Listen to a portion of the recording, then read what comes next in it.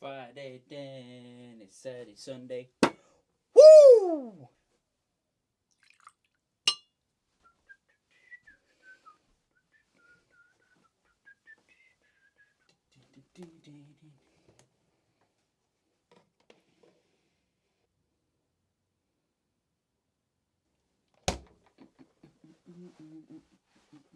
Woo! What's up, guys? It's James here from Smoking UK, where we talk, we review, we communicate and educate all things tobacco. It's Friday. We've got a whiskey in the glass, we've got a cigar in our hand. More importantly, we have got the Gurkha 30th anniversary in the Robusto. This has been sat in my humidor for weeks and I've been dying to crack it open. Let's get it cut, let's get it lit. Run the intro.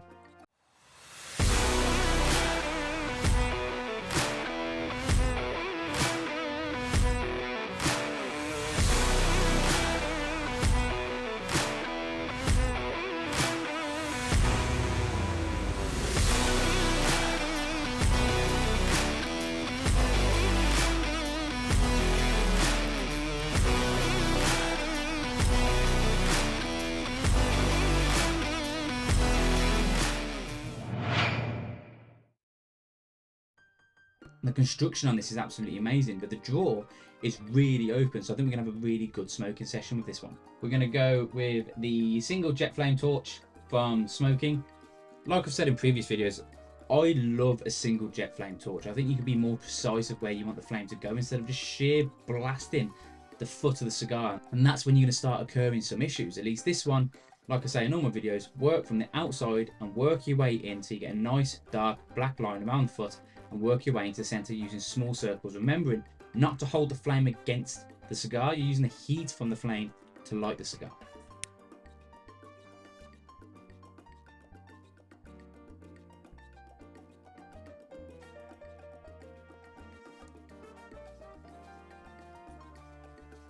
Wow, a lot of pepper, a lot of spice. Those woody notes are still there, but I'd say they're more around about the middle of the tongue to the back of the tongue. The spice is really there on the tip of your tongue. It's very peppery. The smoke output on this is massive. Don't know whether you're picking it up properly on the camera. The amount of smoke that's coming from this cigar, not just from my mouth, is huge, and that's a great indicator of the quality of the tobaccos and the construction that's gone into this particular cigar. I maybe should have paired this with a rum, but we'll see how it goes with the whiskey. If you do like a spice bomb, if you do like a real nice peppery smoke, I think you're going to absolutely love this cigar. So we've got it lit, we've got it cut. Let's have a look at the specifications of this particular stick. So being a Robusto, this is coming in at 5 inches by 52 ring gauge. Personally, this is a great size for me, especially if I only want to sit down for 45 minutes to an hour. Robusto is normally my go-to size. You're looking at anything between, I'd say, about 50 to 60 minute smoke. Obviously, I'm filming content for you guys in between the breaks as well, so I might get an hour and 15 out of this particular stick. This is technically a medium bodied smoke, and from what I'm getting so far, I'd definitely say it is medium. Just because it's spicy doesn't mean it's that full bodied. It might be on the higher end of the medium spectrum, but if you do like a medium bodied smoke, I definitely think you're going to enjoy this one.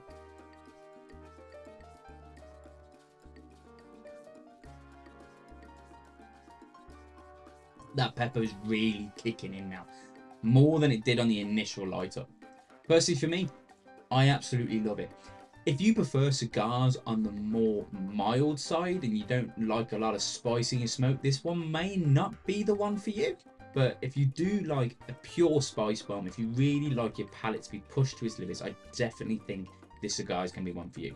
So the construction on this cigar, we have an Ecuadorian wrapper, we have a Nicaraguan Corojo binder, Nicaraguan filler as well. Now, you know me, if you've watched multiple of our videos, you'll know to me, Nicaragua produces some of the best tobaccos in the industry. And I think, especially mixed with that Ecuadorian wrapper, I think this is going to be an absolutely fantastic smoke. On the retrohale, we're getting a little bit of cream, not so much cream like the double Connecticut brick house that we smoked a few weeks back, but slight bits of cream and a little bit of cedar. The woody notes are definitely there on the nose. The tongue and on the palate, I think, is definitely more the spice. So if you mix the two together, it's a great little combination going on at the moment. altogether, this is a very over sensory smoking experience. You've got a pure spiciness in the mouth. I've got loads of cedar notes in the nose. We've got huge smoke outputs here. The aroma in the air is absolutely beautiful. I wish you could experience it. This is definitely a cigar I think could definitely take your breath away, and that's not just because of the spice, but as a whole smoking experience, it's all just coming together like this beautiful little symphony. And I'm quite glad I picked this cigar for today. Now, a lot of you might be thinking, just because this is named the 30th anniversary, that this is a fairly new cigar brand to the cigar industry. It's not. Gurkha cigars have been around for over a century, and they've always been famous fine art of hand rolling a cigar. But it was in 1989 when Hans Sotia resurrected the cigar brand. He had no idea there was a cigar boom that was just about to hit, bringing an amazing cigar brand into the cigar industry at the perfect timing. And this is why Gurkha cigars are so highly thought of today, and why so many people love them, and probably why they have such a huge mass range of cigars for you to try. Now, presentation are second to none. I always think you can walk into any humidor and you can pick out a Gurkha cigar straight away, solely based on their presentation, whether that be the Ghost, the Dragonfly, the 30th anniversary. The finer details that Gurkha put into cigars, from the bands to the boxes they come in, to the blend, to how they look presented in a box, is always second to none. And I think that's what I love the most about them, and I think this is why I'm so excited that I get to sit down today and smoke this one. And for the price point, at the time of posting this video, I don't think you can go wrong. The burn is lovely and even. Obviously you have few ridges in there, but you got to remember, this is a hand-rolled artisan product. It's not going to be perfect. You'll never find a cigar with a perfectly flat burn. But when it comes to cigar burn itself, we got a lovely flat burn there. Those spicy flavors we were getting on the initial light up are starting to slowly fade away now. They're definitely still there. There's no denying the spice is still there. This is a very spicy cigar, but it's almost asserted its dominance. It's let you know it's there, but it's taken a step back, and it's just saying, okay, I'm still here, but you give your palate a break. And now normally I have got a coffee that I pair with, but it's Friday afternoon. We're getting in the mood for the weekend. It's been a great week so far.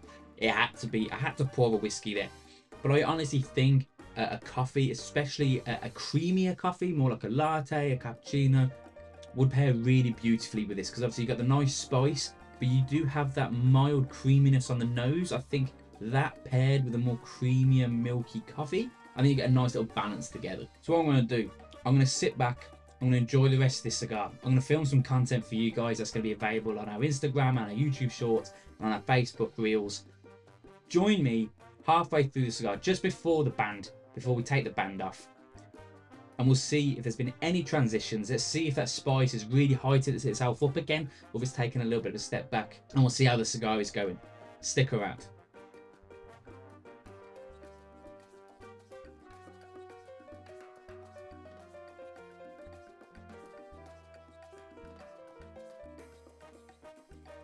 What's up, guys? So I'm not fully back yet, but I just wanted to show you the head of ash that we're getting on this cigar. It is starting to crack, so it's probably going to come off soon. So I am going to tap it off into the ashtray, or cigar box if you're in my case.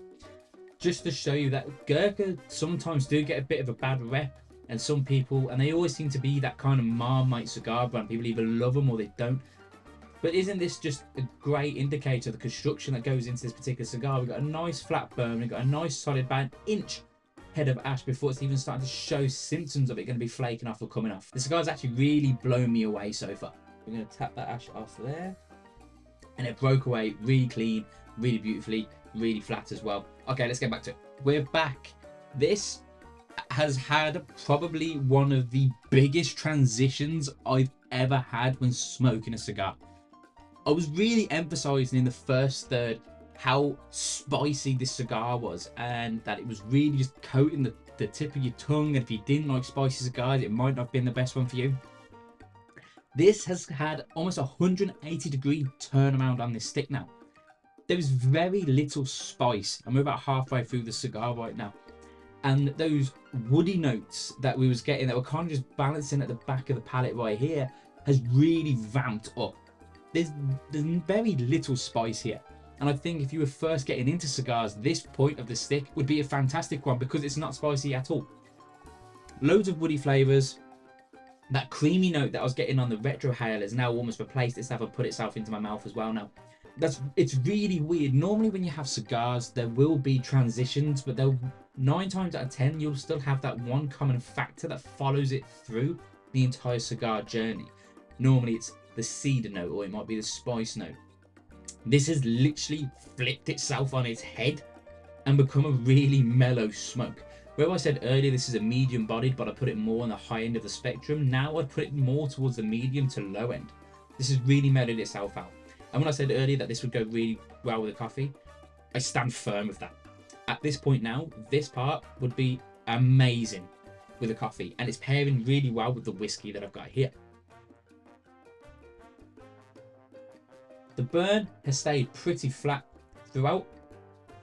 I've only had to relight the cigar once, and that was down to me because of filming content in between. I had to put the cigar down for about 10-15 minutes. So that's on me. But the burn is pretty flat, and you saw the head of ash that we was getting. It had a solid head of ash.